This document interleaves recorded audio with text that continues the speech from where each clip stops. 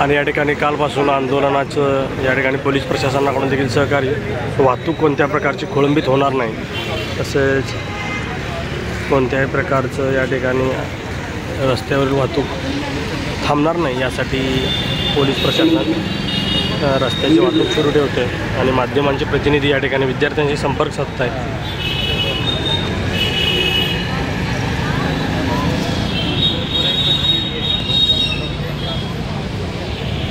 आपण पाहू शकतो सोशल मीडियाचा या ठिकाणी वापरसुद्धा मुलांनी या आंदोलनाची तीव्रता वाढवण्यासाठी केलेला आहे।